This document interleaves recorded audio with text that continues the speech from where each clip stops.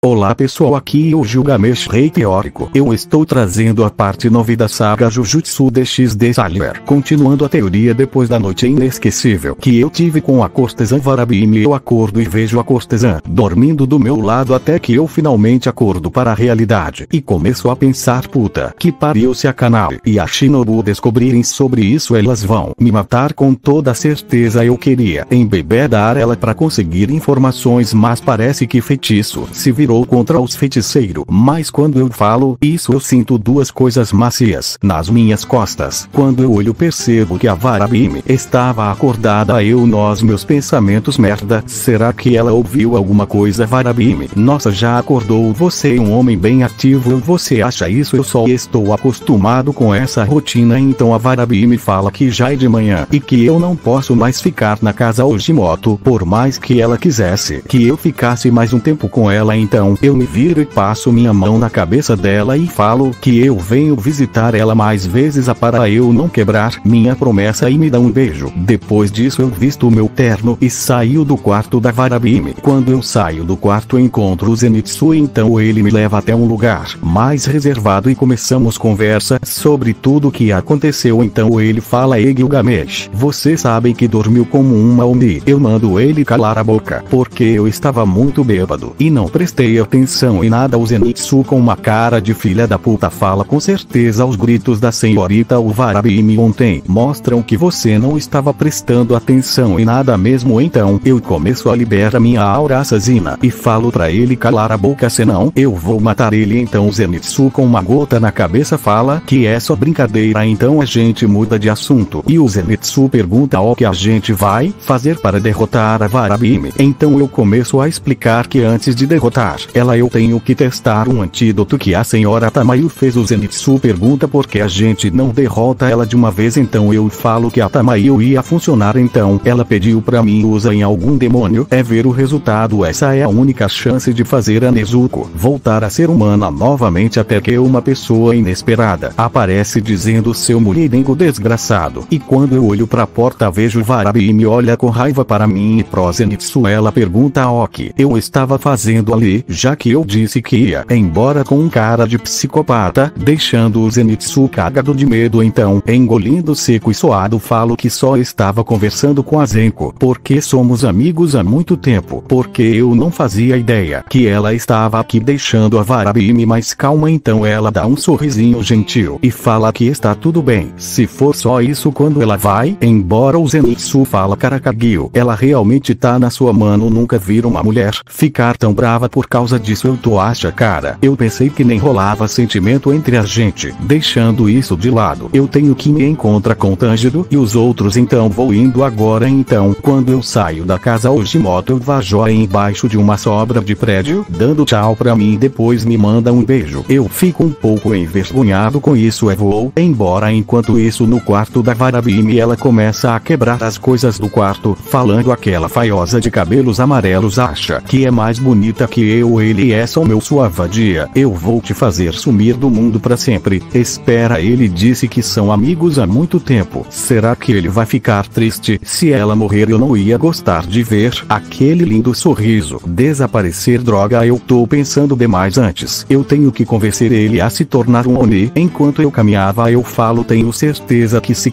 Uzui se encontra com a Varabime elas vão tentar se matar. Se conversa, então eu preciso distrair ele para não lutar com ela. Então eu pego meu iPhone e ligo para o Sensei Gojo. Ai, Sensei Gojo, caramba, não morre cedo moleque, todo mundo tá preocupado com você. Aonde você tá? Menor, eu foi mal Sensei, mas muitas coisas acontecerá. Eu explico tudo quando eu voltar pra escola, mas por agora eu tô precisando tudo para o Gojo sobre os Oni e a batalha que vai acontecer no Distrito da Luz Vermelha. Gojo, muito bem, eu enviarei reforço, por agora aguarde. Então eu desligo o celular e falo que agora a batalha vai começar. Enquanto isso tudo acontecia como na história original, com Zenitsu enfrentado a Dark na casa Ojimoto. A Varabime por já está puta com a cara do Zenitsu por achar que ele estava dando em cima de mim, um soco deixado ele desacordado, e assim como na história original ela mata a Veia estava enchendo o saco dela. Mas quando ela volta para o quarto ela tem uma visita inesperada da mestra Nakumi Kibutsu Jinro. Que faz aqui, pessoal? Eu sei que vai ter gente perguntar deitado. Então eu vou explicar o que está acontecendo. Na realidade, Muzan, na minha teoria, sempre foi uma mulher, mas ela usava a forma de homem para enganar os caçadores. Assim ninguém nunca sabia qual era a sua verdadeira forma e ninguém conseguia encontrar ele. Voltado para a teoria, depois que a Nakumi aparece, tudo acontece da mesma maneira que aconteceu com Muzan, com a Dax deitado no colo dela e ela começa a falar: caçadores podem estar infiltrados no distrito. A Dax fala que ela não precisa se preocupar com isso. Então a Dax começa a falar que tem um homem que é muito forte para os seres humanos normais e pergunta se a Nakumi poderia transformar ele em Oni. A Nakumi fala que isso não vai ser problema, mas ela precisa convencer ele a se tornar um Oni por conta própria. Nakumi, em pensamentos: a Dax está agindo diferente do normal. Será que isso está relacionado com esse rapaz? Então a Nakumi começa a ler os pensamentos e memórias da Dax.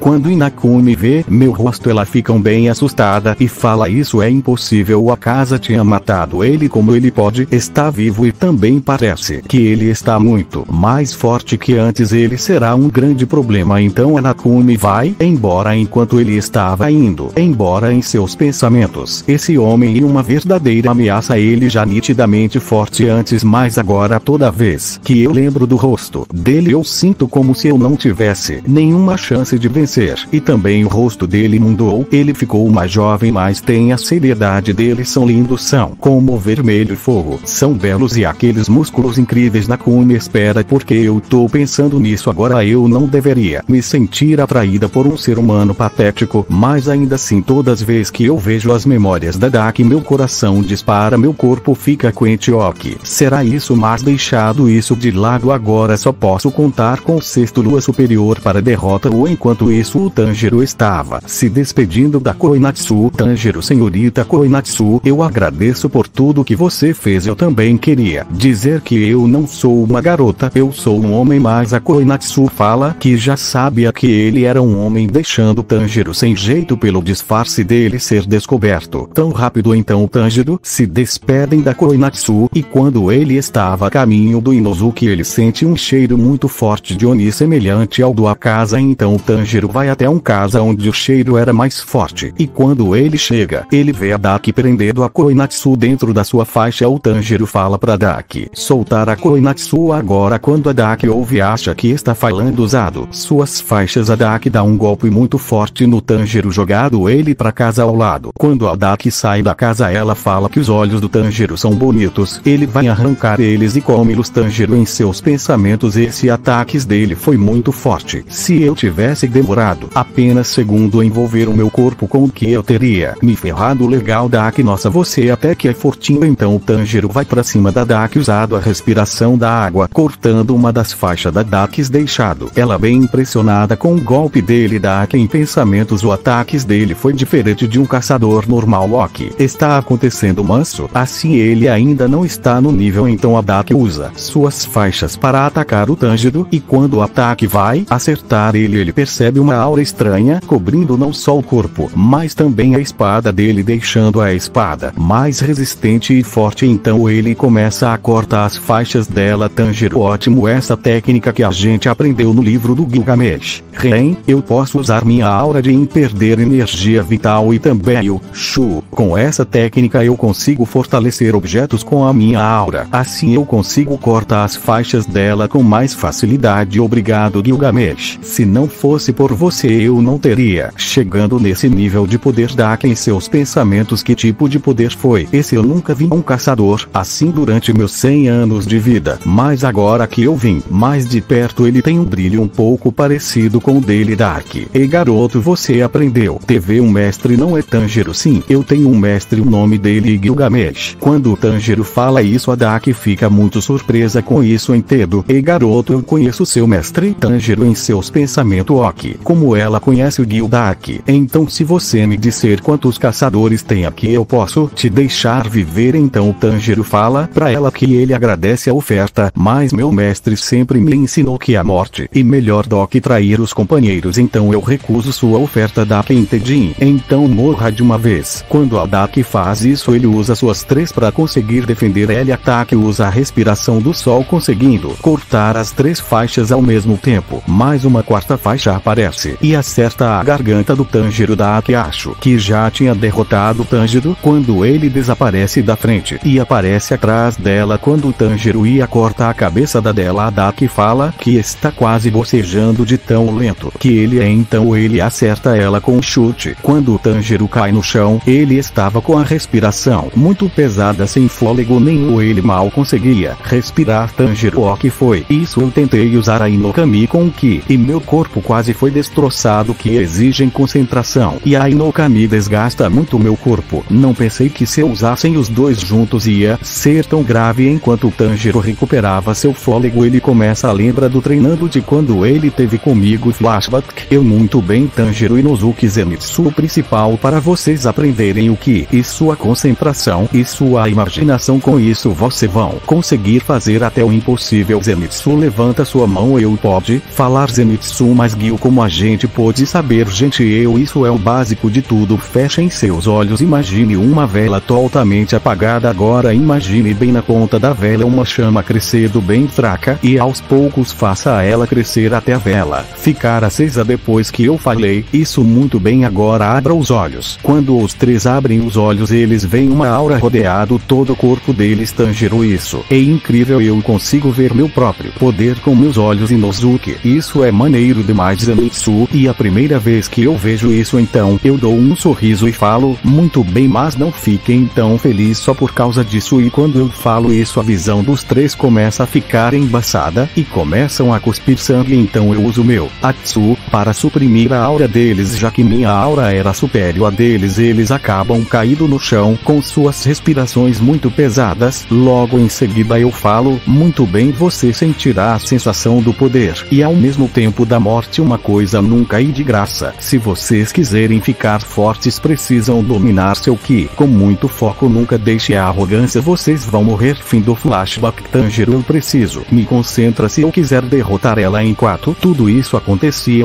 Inosuke Zenitsu e Uzui junto com as casadas estava lutando contra aquela faixa falante até que a faixa sai voando do esconderijo. Então os três começam a perseguir a faixa na luta contra a Daki. A Daki percebe que o Ashira também veio pro distrito da luz vermelha, então ela absorve as suas faixas, ficando mais forte e mudando a cor do seu cabelo. E assim como na história original, ele mata várias pessoas no distrito. Ela fala que os feios só merecem a morte, deixado Tanjiro muito puto com isso. Então ele começa a elevar seu Ki, liberando uma aura mais assassina e maligna, deixando a Daki um pouco assustada com isso, até que por um breve momento ela pisca seus olhos. O Tanjiro já estava na frente dela e quase corta a sua cabeça, mas ela desvia e usa sua faixa para acertar o Tanjiro. Começa uma troca de golpes onde o Tanjiro começou a ter vantagem e aos poucos foi ficando mais rápido e mais forte. Enquanto tudo isso acontecia, eu estava apenas minha mira de archer, eu conseguia ver tudo voltado para a luta. O Tanjiro usa sua técnica Janko Engun, forma tesoura, junto com sua espada, aumentando o alcance do ataque, fazendo um corte no pescoço da Daki, deixado ela mais irritada ainda. Então ela usa seu Kikijutsu, atacado com várias faixas de todos os lados sem dar brecha para o Tanjiro se defender. Então o Tanjiro contra-ataca usado a Inokami Kagura, cortando todas as faixas. Como o Tanjiro estava usado que a Daki começa a sentir a dor quando o Tanjiro corta suas faixas. Então a Daki tenta fugir pulando para um prédio, mas enquanto ela estava em pleno ar, o Tanjiro aparece e uma velocidade absurda na frente da Daki e dá um chute mandado para o telhado de uma casa. A Daki rapidamente se levanta e se prepara para atacar. Quando o Tanjiro já estava na frente dela, preste a corta seu pescoço, ele começa a sentir muita dor no seu pulmão e seu corpo quase explodindo. A Daki, ainda um pouco assustada, fala que humanos são mesmo patéticos, mesmo que se esforce, todos têm um limite. Tanjiro, em pensamento médio, eu fiz exatamente devia fazer, eu usei o Ki de forma imprudente, usando uma carga de poder que meu corpo ainda não aguenta. Daki, seu idiota, se você tivesse me falado quantos caçadores vieram para o distrito, eu te deixaria vivo, mas você já me irritou, então morre de uma vez. Quando ele ia dar o golpe final, a Nezuko dá um chutão na cabeça dela, jogado ela para dentro de um caminhão que tinha perto da casa. A Daki, com muita raiva, corta o caminhão em vários pedaços e com metade da sua cabeça destruída pelo chute da Nezuko, fama que a Nezuko e uma desgraçada vai matar ela ali mesmo. Então a Nezuko vai para cima da da Daki, mas a Daki acaba cortando a perna dela e quase corta ela ao meio, arremessado ela para um prédio. E quando a Daki vai até a Nezuko, ela percebe que a ela já tinha se curado mesmo depois de perder um braço, uma perna e quase ser cortada ao meio, até que a Nezuko começa a se transformar e usa aquela forma demoníaca que põe muito respeito. Se que vocês me entendem, então a Nezuko vai pra cima da Daki, costas dela que atravessa suas costas. Então pessoal, vídeo